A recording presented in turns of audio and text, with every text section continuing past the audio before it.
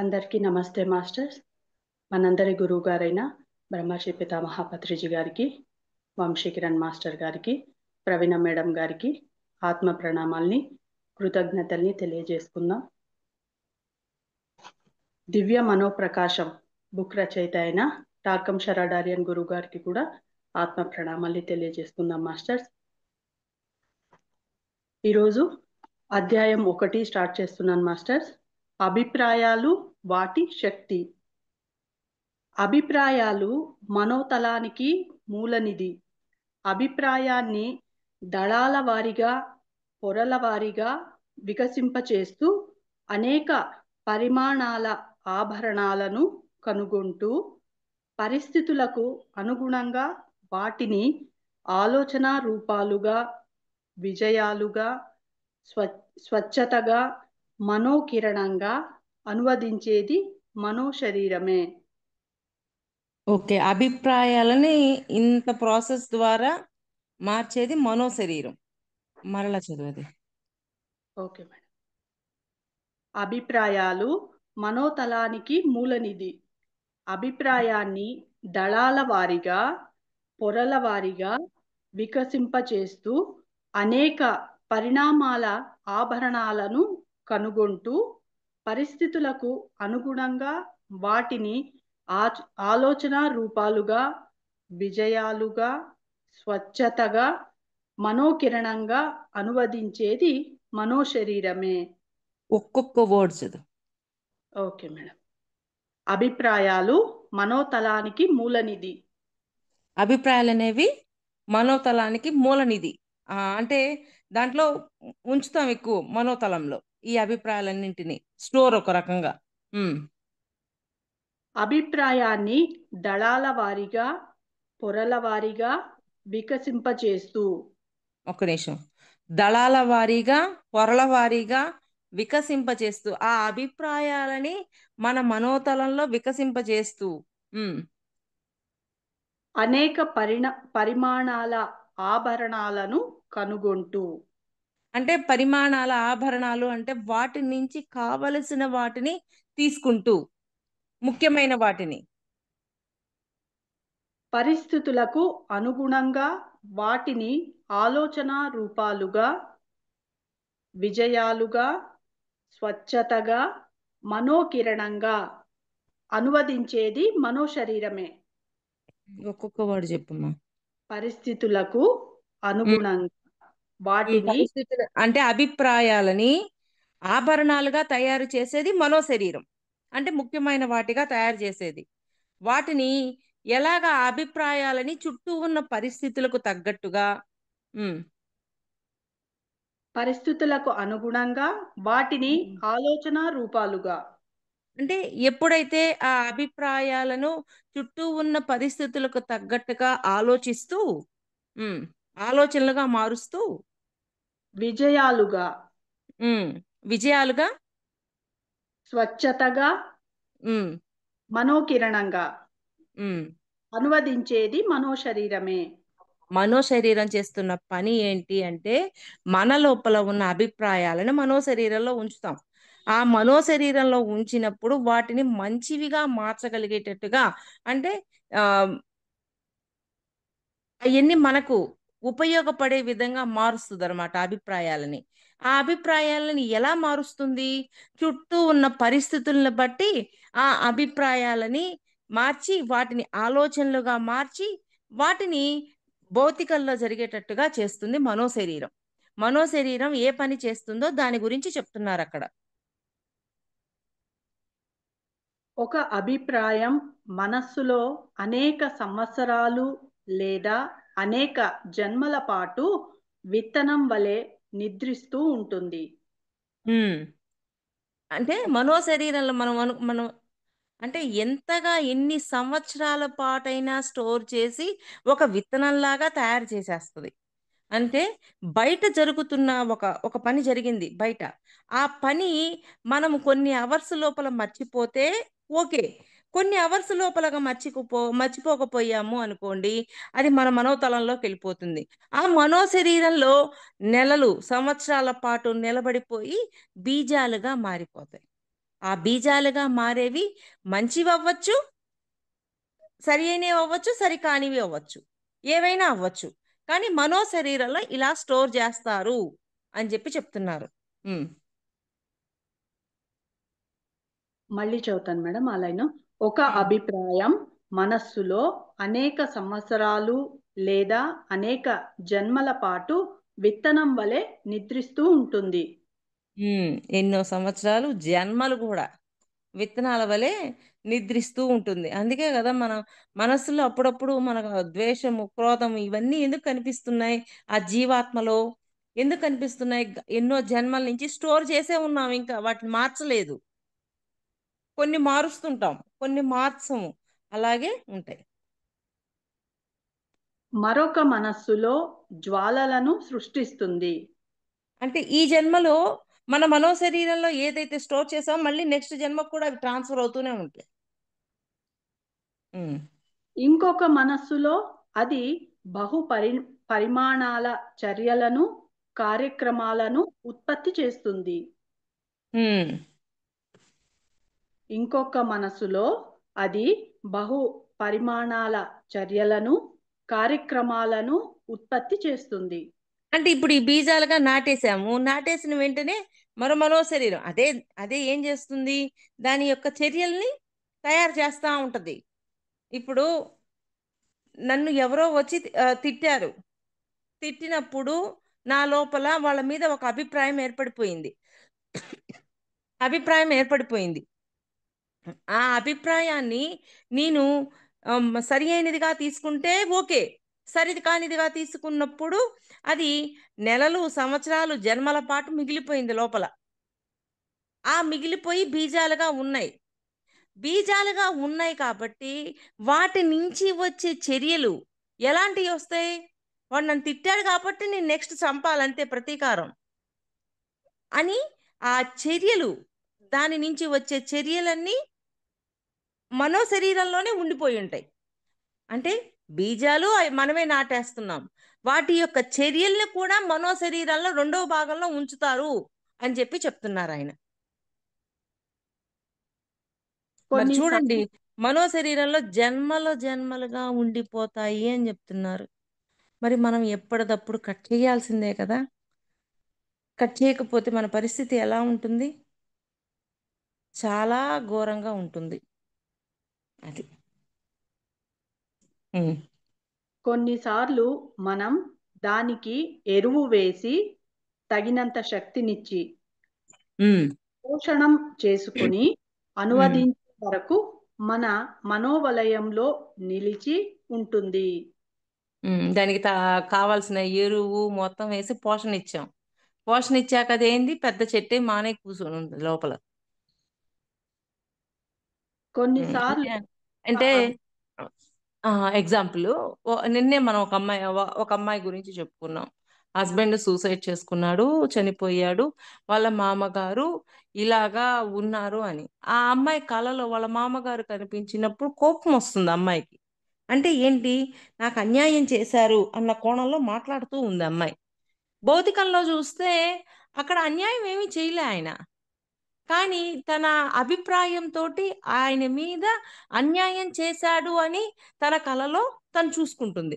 అంటే ఏంటి, ఎటువంటి బీజాలు వేసింది ఆయన పట్ల? అన్యాయం చేశాడు అనే బీజాలు వేసింది. అంటే తనకి ఏదైనా జరిగినా సరే తన వాస్తవానికి ఆయన కారణం అన్నట్లు అయిపోయిందా లేదా? అప్పుడు మనో శరీరంలో ఏం చేస్తున్నాము? ఆయన మీద అన్యాయం చేశాడు, ఆయన నా ఈరోజు నేను బాధపడటానికి ఆయన ఒక కారణం అన్న భావాలను నాటేసిందా లేదా? బీజాలను వేసేసిందా లేదా? కానీ ఎవరి వాస్తవానికి వాళ్ళు సృష్టికర్త అయినప్పుడు వాళ్ళ మామ కూడా ఏం చేసినట్టు ఏం చేయలేదు కదా.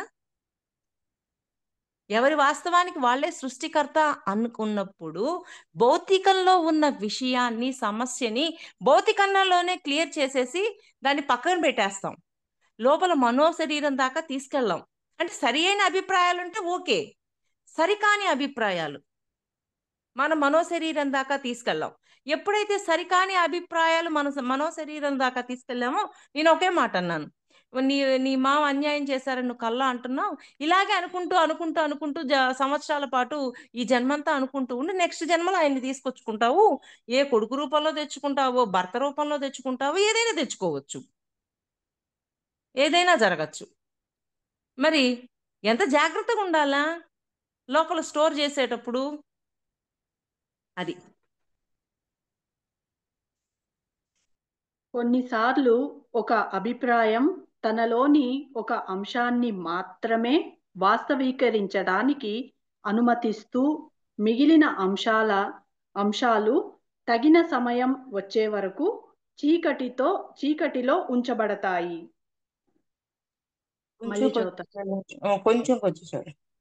కొన్నిసార్లు ఒక అభిప్రాయం తనలోని ఒక అంశాన్ని మాత్రమే వాస్తవీకరించటానికి అనుమతిస్తూ మిగిలిన అంశాలు తగిన సమయం వచ్చే వరకు చీకటిలో ఉంచబడతాయి. అంటే ఇప్పుడు లోపల స్టోర్ చేసింది కూడా మనకే అర్థం కావట్లా. ఇక్కడ చూడండి చెప్తున్నారు, అవి ఎప్పుడు బయటపడతాయో కూడా తెలియట్లా. కొన్ని అభిప్రాయాలనేమో ఒక సర్టన్ టైంలో బయట పెట్టాము, కొన్ని అభిప్రాయాలు మళ్ళీ చీకట్లో ఉంచి పెట్టాము. చీకట్లో ఉంచి మళ్ళీ అట్లాంటి పరిస్థితి వచ్చిందనుకో అప్పుడు బయటకు తీసుకొస్తాం. అంటే మన మనోశరీరంలో ఎన్నిటిని దాచిపెడుతున్నామో అది గమనించుకోవాలా. అందుకే భౌతికంలో ఉన్నప్పుడే ప్రతి క్షణము ఆ సత్యాన్ని, ఆ జ్ఞానాన్ని ఇంప్లిమెంట్ చేసినప్పుడు అక్కడ పరిస్థితి అంతా మారిపోతుంది, లోపల దాకా పోదు.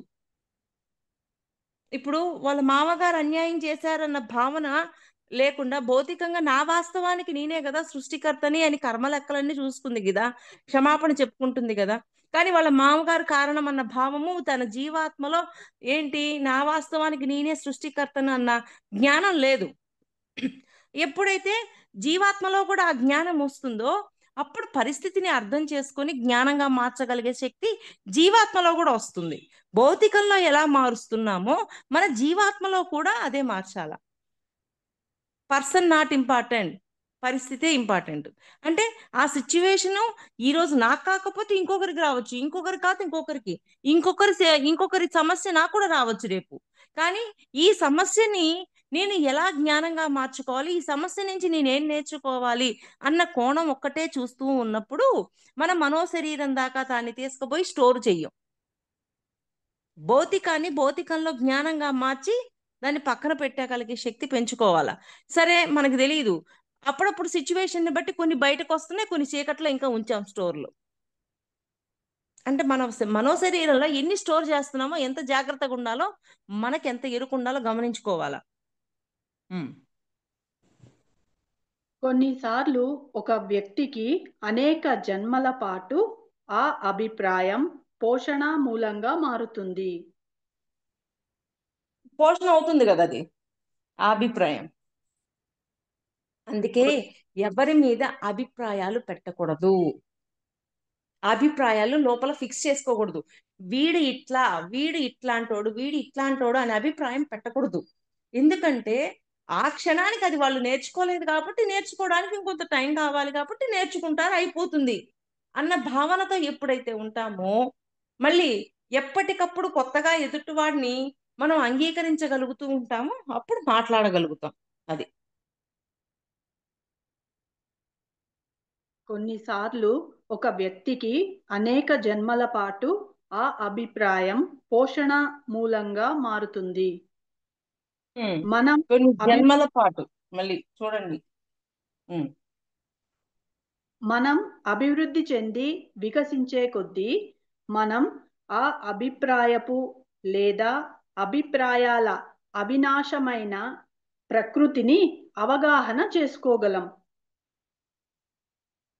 మళ్ళీ చదువుతాను మేడం. అభిప్రాయాన్ని మనం అభివృద్ధి చెంది వికసించే కొద్దీ మనం ఆ అభిప్రాయపు లేదా అభిప్రాయాల అవినాశమైన ప్రకృతిని అవగాహన చేసుకోగలం.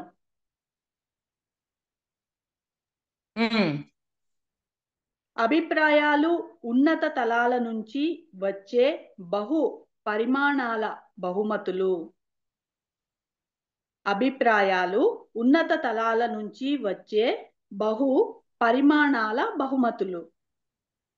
అంటే ఆ అభిప్రాయాలు అనేవి మనం ఏర్పరిచేవి కాకుండా ఉన్నత తలాలలో ఉన్న మాస్టర్స్ ఇచ్చిన అభిప్రాయాలతో ఉన్నప్పుడు అవి సరిగా ఉంటాయి, లేకపోతే సరిగా ఉండవు.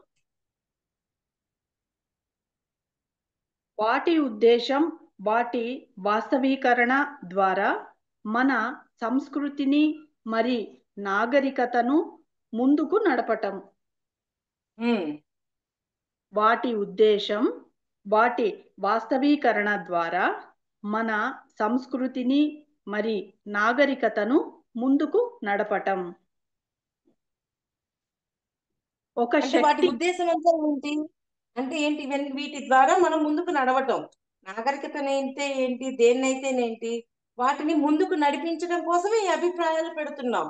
అవి సరైన అభిప్రాయాలు అనుకో మంచిగా ఉంటుంది, కానీ అనుకోండి ఆ ఎఫెక్ట్ మనకే ఉంటుంది. ఉమ్, ఒక శక్తి తరంగం ఒక అభిప్రాయంగా మారుతుంది. ఆ ఉమ్, అభిప్రాయం ఒక ఆదర్శంగా పరిణమిస్తుంది. ఒక ఉమ్, శక్తి తరంగం ఒక అభిప్రాయంగా మారుతుంది. ఆ అభిప్రాయం ఒక ఆదర్శంగా పరిణమిస్తుంది. అంటే ఆ అభిప్రాయం ఒక ఆదర్శంగా ఉండేటట్లుగా ఉండాలి, అది చెప్తుంది వాళ్ళు. తారకం గారు ఏం చెప్తున్నారు అంటే, ఒక ఒక అభిప్రాయం పెట్టినప్పుడు ఆ అభిప్రాయం ఆదర్శంగా ఎదుటివాడికి ఆదర్శం అవ్వాలి, మనకి ఆదర్శం ఇచ్చే విధంగా ఉండగలగాలి ఆ అభిప్రాయం. ఆ ఆదర్శం ఒక ఆజ్ఞగా మారుతుంది. ఉమ్, ఈ విధంగా శక్తి యొక్క సాంద్రీకరణ విభిన్నీకరణ సంభవించి క్రమంగా ఆధ్యాత్మీకరించబడి తిరిగి శక్తిగా మారుతుంది. ఇవన్నీ మళ్ళీ చెప్ ఏమవుతున్నాయి, శక్తిగా మారుతున్నాయి. మళ్ళీ మొత్తం చదవది. Okay madam. ఒక శక్తి తరంగం ఒక అభిప్రాయంగా మారుతుంది. ఆ అభిప్రాయం ఒక ఆదర్శంగా పరిణమిస్తుంది.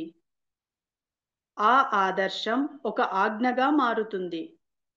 ఈ విధంగా శక్తి యొక్క సాంద్రీకరణ విభిన్నీకరణ సంభవించి క్రమంగా ఆధ్యాత్మీకరించబడి తిరిగి శక్తిగా మారుతుంది.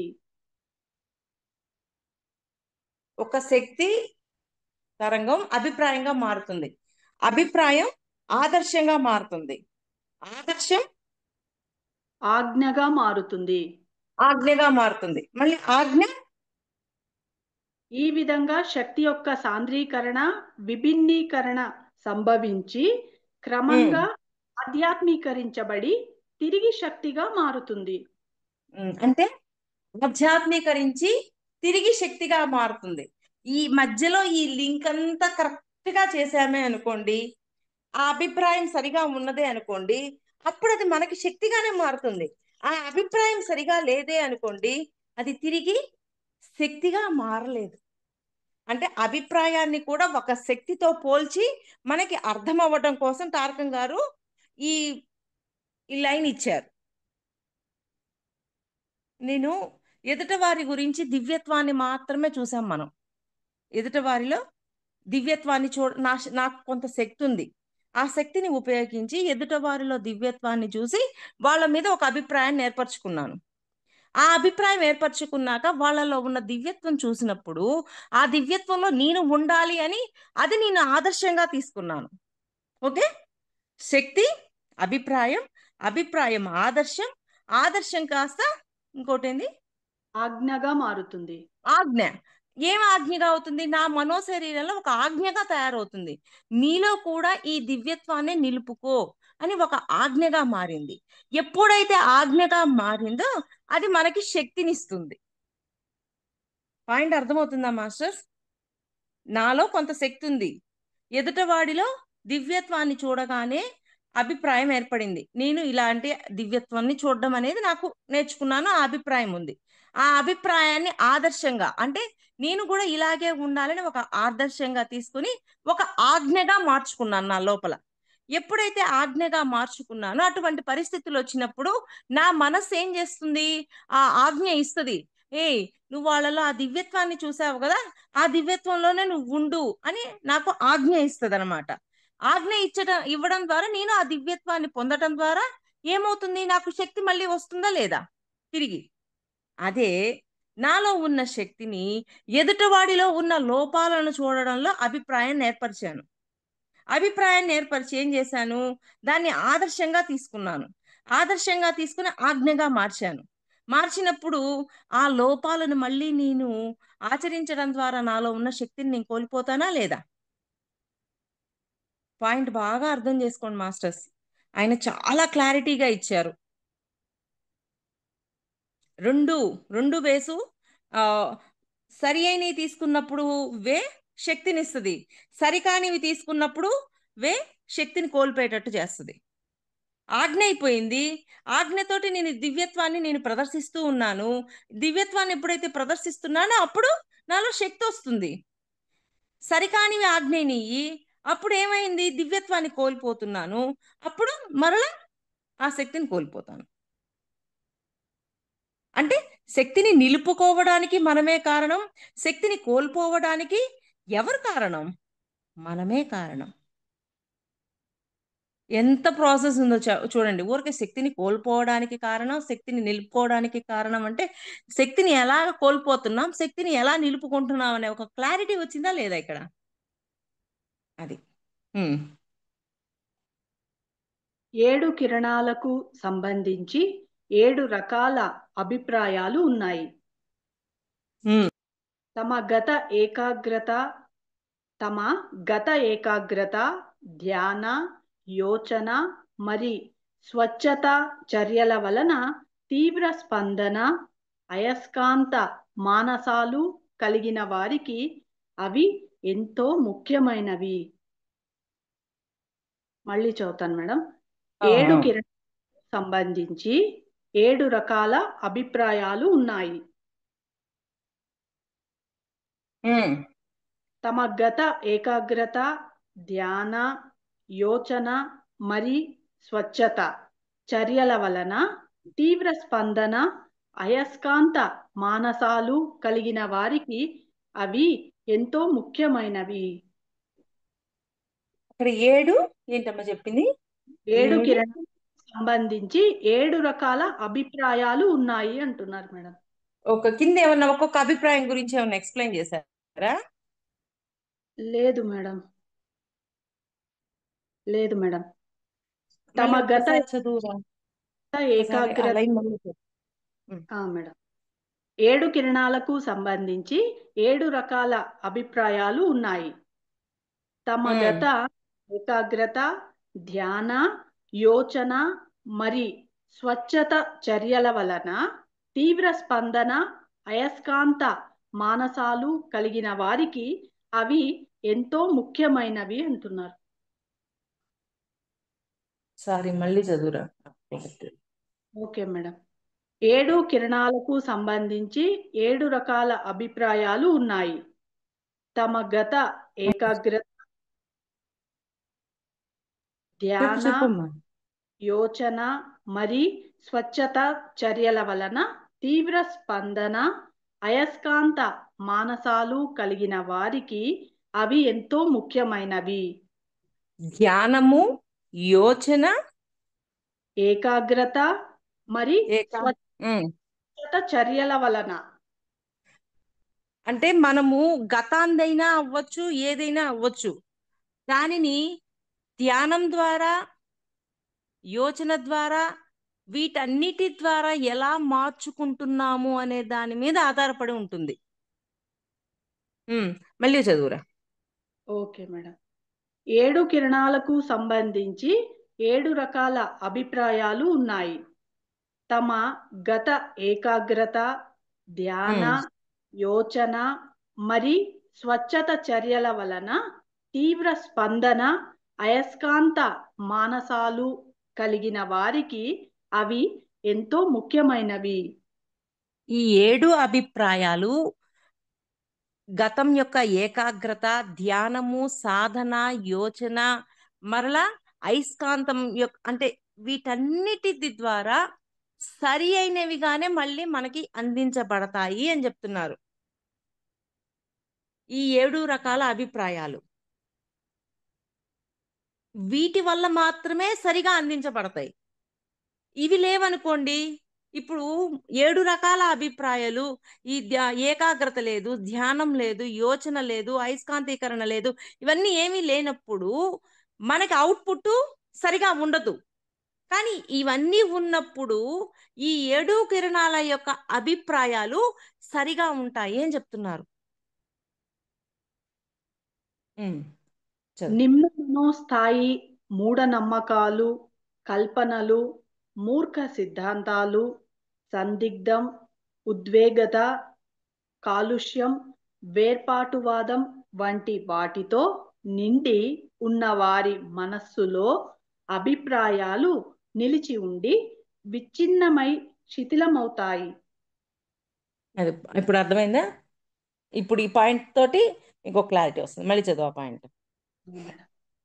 నిమ్న మనోస్థాయి మూఢనమ్మకాలు, కల్పనలు, మూర్ఖ సిద్ధాంతాలు, సందిగ్ధం, ఉద్వేగత, కాలుష్యం, వేర్పాటువాదం వంటి వాటితో నిండి ఉన్నవారి మనస్సులో అభిప్రాయాలు నిలిచి ఉండి విచ్ఛిన్నమై శిథిలమవుతాయి. అంటే ఇప్పుడు మాస్టర్స్ మనకి జ్ఞానాన్ని బోధించారు. మనలో కొన్ని అభిప్రాయాలను తీసుకొచ్చారు, మంచి అభిప్రాయాలు, సరి అయిన అభిప్రాయాలు. ఎదుట వాడిలో ఉన్న దివ్యత్వాన్నే చూడు, వాడిలో లోపాలను చూడకు, ప్రతి క్షణము సత్యాన్నే ఆచరించు, ఇట్లాంటి అభిప్రాయాలు. అట్లాగా 7 కాంతి కిరణాల వంటి అభిప్రాయాలని మనకి లోపలికి పంపించారు. ఓకే, అక్కడ మనం పంపించారంటే మనం మాస్టర్గా వెళ్తున్నాం, మాస్టర్స్ దగ్గర నుంచి తీసుకుంటున్నాం, ఈ జ్ఞానాన్ని అంతా తీసుకుంటున్నాం.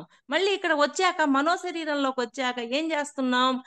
ధ్యానము, యోచన, ఏకాగ్రత వీటన్నింటినీ ఉపయోగించుకున్నప్పుడు సరి అయిన అభిప్రాయాల్లోకి, ఆ అభిప్రాయాలకు సంబంధించిన బీజాలని మనలో నాటి సరి అయినవిగా ఉన్నాయి కాబట్టి మనం వాటిని ముందుకు తీసుకెళ్తాం. కానీ కింద చెప్పారు చూడండి, అట్లాంటి అభిప్రాయాలతో ఉన్నప్పుడు, సరికాని వాటితో ఉన్నప్పుడు మాస్టర్స్ ఇచ్చిన ఆ జ్ఞానాన్ని మనం సరిగా ఇంప్లిమెంట్ చెయ్యలేము. ఇక్కడికి వచ్చాక మన మనోశరీరంలో దెబ్బ తగులుద్ది. అంటే నిన్న చెప్పుకున్నాం కదా, గొప్ప దర్శనాలు జరగడంతో సరిపోలేదు, అక్కడ జ్ఞానం పొందడంతో సరిపోలేదు, మరలా నిద్ర లేసేసరికి మనోశరీరంలో సరికాని ఉన్నప్పుడు అయిపోద్ది అక్కడ పరిస్థితి. 2వ లైన్ మళ్ళీ చదువుమా. Okay madam. పాయింట్ బాగా అర్థం చేసుకోండి మాస్టర్స్. పై తలాల్లోకి వెళ్ళాం, మాస్టర్స్ జ్ఞానం ఇచ్చారు, అన్ని జరిగినాయి, బాగుంది. ఆడ తీసుకొని వచ్చి మళ్ళీ నిద్రలేసాక మనోశరీరంలోకి వచ్చాక మళ్ళీ వాటిని జాగ్రత్తగా ఇంప్లిమెంట్ చెయ్యగలగాలి. కానీ మన మనోశరీరంలో ఏవైతే ఉన్నాయో ఇప్పుడు చదువుతుంది వినండి అవి. మళ్ళీ చదువు. నిమ్న మనోస్థాయి మూఢనమ్మకాలు, కల్పనలు, మూర్ఖ సిద్ధాంతాలు, సందిగ్ధం, ఉద్వేగత, కాలుష్యం, వేర్పాటువాదం వంటి వాటితో నిండి ఉన్నవారి మనస్సులో అభిప్రాయాలు నిలిచి ఉండి విచ్ఛిన్నమై శిథిలమవుతాయి. విచ్ఛిన్నమైపోతాయి, ఇంకా శిథిలమైపోతాయి. ఇట్లాంటి మూఢనమ్మకాలు, సరికాని ఇవన్నీ ఉన్నవాడికి అభిప్రాయాలు నిలుపుకోలేడు. ఓకేనా? కల్పనలు, మూర్ఖ సిద్ధాంతాలు, సందిగ్ధం, కాలుష్యం, వేర్పాటువాదం ఇవన్నీ ఉంటే మళ్ళీ మొత్తం విచ్ఛిన్నమైపోయినాయి, మొత్తం బ్లాస్ట్ అయిపోయినాయి, ఏం లేదు మనోశరీరంలోకి వచ్చేసరికి. పాయింట్ అర్థమైందా మాస్టర్స్? మనము ఆ కాంతి కిరణాల నుంచి, మాస్టర్స్ యొక్క కాంతి కిరణాల నుంచి అద్భుతమైన 7 అభిప్రాయాలను తీసుకున్నాం. ఏదైనా అవ్వనియండి, 7 అనే అభిప్రాయాలు అన్న ఒక పాయింట్తో చెప్తున్నారు ఆయన. కొన్ని అభిప్రాయాలు, కొన్ని విషయాలు తెలుసుకున్నాం, కొంత సత్యాన్ని తెలుసుకున్నాం, కొంత జ్ఞానాన్ని తెలుసుకున్నాం. వాటిని అక్కడ తెలుసుకున్నాక నిద్ర లేసాక ఇక్కడ మనము ధ్యానము, ధ్యానము, యోచన, ఏకాగ్రత వీటన్నింటిలో ఉన్నప్పుడు వాటిని సరిగా ఇంప్లిమెంట్ చేయగలుగుతాం. అదే మన మనోశరీరంలో ఇవన్నీ ఉన్నాయి అనుకోండి, మూఢనమ్మకాలు, సందిగ్ధత, మరి కాలుష్యం, వేర్పాటువాదం ఇట్లాంటివన్నీ ఉన్నప్పుడు అవి ఇంప్లిమెంట్ చేయకపోగా అవి బ్లాస్ట్ అయిపోతాయి. మరి ఎంతగా ఉందో చూడండి, ఎంత ఎరుకుండాలో చూడండి మనకి. అది ఆ విధమైన పరిస్థితులలో విచ్ఛిన్నమైన ఆ అభిప్రాయపు శక్తి భ్రమలు, వ్యామోహాలు, మాయలు సృష్టించడానికి ఉపయోగించబడుతుంది. ఇవన్నీ ఏం చేస్తున్నారు? మాయలు సృష్టించడానికి ఉపయోగిస్తారు. అంత జ్ఞానం తెలుసుకొని వచ్చి వాటిని సరికాని వాటికి ఉపయోగించేస్తారు. ఏం లాభం? మనం అంత దూరం వెళ్ళాం. ఆ హాస్టల్గా జీవాత్మ అంత దూరం వెళ్ళింది, సౌర మాస్టర్స్ దగ్గరికి వెళ్ళింది, జ్ఞానం పొందింది, మళ్ళీ వచ్చింది. వాటిని దేనికి ఉపయోగిస్తుందో చూడాలి మనం. ఎంత ఉంది చూడండి. మళ్ళీ చదువుతాను మేడం. ఆ విధమైన పరిస్థితులలో విచ్ఛిన్నమైన ఆ అభిప్రాయపు శక్తి భ్రమలు, వ్యామోహాలు, మాయలు సృష్టించడానికి ఉపయోగపడుతుంది. ఇటువంటి మనస్సు ఘనీభవించి ఆధ్యాత్మిక అభివృద్ధికి అసహ్యమైన అవరోధాలను రూపొందిస్తుంది. అసహ్యమైన అవరోధాలను రూపొందిస్తుంది ఇది. ఇటువంటప్పుడు మనస్సు ఘనీభవించి ఆధ్యాత్మిక అభివృద్ధికి అసహ్యమైన అవరోధాలను రూపొందిస్తుంది. నూతన అభిప్రాయాల కోసం మనో స్వచ్ఛత, సంసిద్ధత, అంతరావ బోధను అనుసరించడం, ప్రేమ, కలుపుగోలుతనం, అత్యున్నత శిక్షణ పొందిన మనస్సు అవసరం. మళ్ళీ చదవాలి. నూతన అభిప్రాయాల కోసం మనోస్వచ్ఛత, సంసిద్ధత, అంతరావ బోధనను అనుసరించడం, ప్రేమ, కలుపుగోలుతనం, అత్యున్నత శిక్షణ పొందిన మనస్సు అవసరం. అత్యున్నతంగా శిక్షణ పొందిన మనస్సు మనకి ఉన్నప్పుడు మనం అక్కడి నుంచి తీసుకున్న అభిప్రాయాలను సరిగా ఇంప్లిమెంట్ చేయగలుగుతాం. ఒక అభిప్రాయం పెంపొందినప్పుడు ఆ మనస్సు సౌందర్యం, అభివృద్ధి, విజయాలకు అత్యంత సారవంతమైన క్షేత్రాన్ని ఉత్పత్తి చేస్తుంది. ఒక అభిప్రాయం పెంపొందినప్పుడు ఆ మనస్సు సౌందర్యం, అభివృద్ధి, విజయాలకు అత్యంత సారవంతమైన క్షేత్రాన్ని ఉత్పత్తి చేస్తుంది.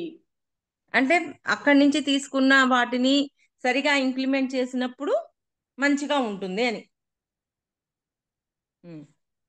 అభిప్రాయంతో అనుసంధానం పొందాలని ప్రయత్నించేవారు ఎప్పుడూ వాస్తవమైన అతి ముఖ్యమైన వాటిని ఎంపిక చేసుకుని అందరి మేలు కోసం తమని తాము అంకితం చేసుకోవాలి. అంతే కదా. అంటే ఆ అభిప్రాయాలు ఎక్కడి నుంచి వచ్చినాయి?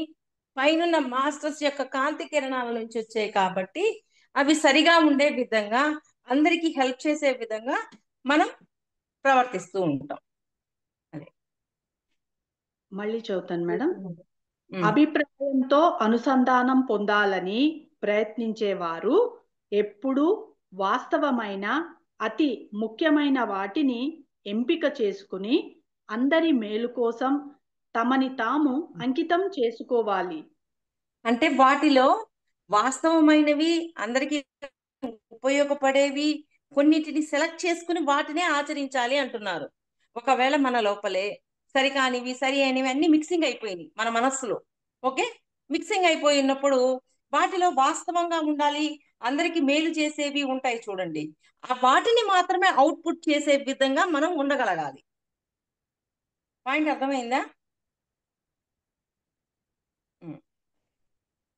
వాస్తవానికి, సత్యానికి, అతి ముఖ్యమైన వాటికి అంకితం కాకపోతే వ్యక్తి ఆ అభిప్రాయాల నుంచి ఆధ్యాత్మిక ప్రయోజనాలు పొందలేరు. వాస్తవానికి, సత్యానికి, అతి ముఖ్యమైన వాటికి అంకితం కాకపోతే వ్యక్తి ఆ అభిప్రాయాల నుంచి ఆధ్యాత్మిక ప్రయోజనాలు పొందలేరు. వాస్తవానికి ఇంకొకటి ఏంటి? సత్యానికి. సత్యానికి. మనకి నిన్న ఒక పాయింట్ చెప్పారు చూడండి. వాస్తవం ఒక మూలము అనే ఏదో చెప్పారు కదా. ఆ వాస్తవం నుంచి మనకు అన్ని వస్తుంటాయి అని ఒక పాయింట్ నిన్న మెన్షన్ చేశారు ఉపోద్ఘాతంలో. ఒకసారి అది చూడు గీత. నిన్న వాస్తవం గురించి ఒక పాయింట్ మెన్షన్ చేశారు, ఒక మూలంగా ఉంటుంది అని ఉపోద్ఘాతంలో. వాస్తవపు పొర అనే అధ్యాయంలో ఈ క్రమంలోని ముఖ్య విషయాన్ని టోర్కం చర్చించారు. దానిపై లేంచదు, దానిపై లేంచదు. దీనికి శక్తి, దృఢ ఇచ్ఛ, హృదయం, మనస్సులలో స్పష్టత, దర్శనం పట్ల అంకితత్వం, గ్రహ పురోగతి కోసం ప్రణాళిక అవసరం. అనేక సార్లు అది ఓడిపోయినట్లు. ఒక నిమిషం. వాస్తవము అనేది ఒక మూలంగా ఉంటుంది అని పాయింట్ మెన్షన్ చేశారు. దానిపైన కింద చూడు.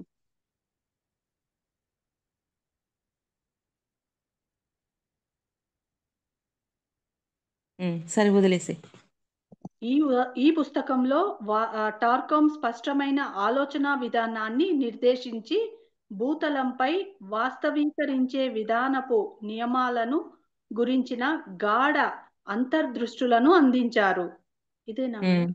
ఈ ఉన్నత స్థాయి ఆలోచన పరుల ప్రగాఢ పరిశ్రమను మానవాళి ప్రేమికులను అభినందించడంలో తోడ్పడుతుంది. అంతేకాక వారు తమ ఉన్నతాభిప్రాయాలను సమాజం ఆమోదించే విధానాలలోకి మార్చి మనం జీవించే, ఆలోచించే ఇతరులతో ఓకే వదిలేసి. ఇప్పుడు చదివే పాయింట్ చదువు. Okay madam.